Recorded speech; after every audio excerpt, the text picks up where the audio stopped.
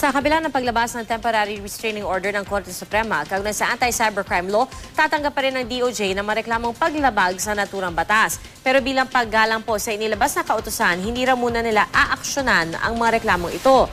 May ulat on the spot si Lia Manyalac del Castillo. Lia? Tia, patuloy pa rin natatanggap ang Department of Justice ng mga reklamo sa ilalim ng anti-cybercrime law sa kabila ng paglabas ng Supreme Court ng TRO laban sa batas. Pero paglilinaw ni Justice Secretary Laila De Lima, ang maaari lang nilang gawin sa mga ito ay i-evaluate kung pasok nga ba sila sa paglabag sa bagong batas. Bukod dito, di na muna nila maaaksyonan ang mga matatanggap na reklamo bilang paggalang sa utos ng Korte. Ipinag-utos na rin ni De Lima na pansamantalang itigil ang trabaho ng binuong Cybercrime Office na pinamumunuan ni Justice Assistant Secretary Geronimo C. kaugnay sa TRO na pinalabas ng Supreme Court.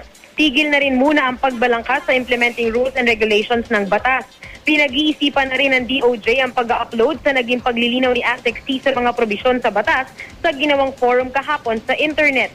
Makakatulong daw kasi ito ng malaki para mas maunawaan ng publiko ang batas at maliwanagan sila. Wala naman daw sigurong paglabag sa TRO kung ipagpapatuloy ng DOJ ang awareness campaign nito para malinaw ang mga probisyon ng anti-cybercrime law.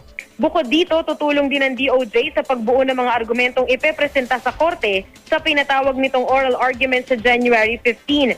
Ang unang cybercrime complaint naman na natanggap ng DOJ mula sa 17 anyos na Pilipina ay ire-refer na muna sa NBI. Tiniyak ni De Lima na may ibang batas naman tulad ng Anti-Voyeurism Act na maaring magamit para sa nasabing reklamo. Tia? Maraming salamat, Lia Manyalac del Castillo.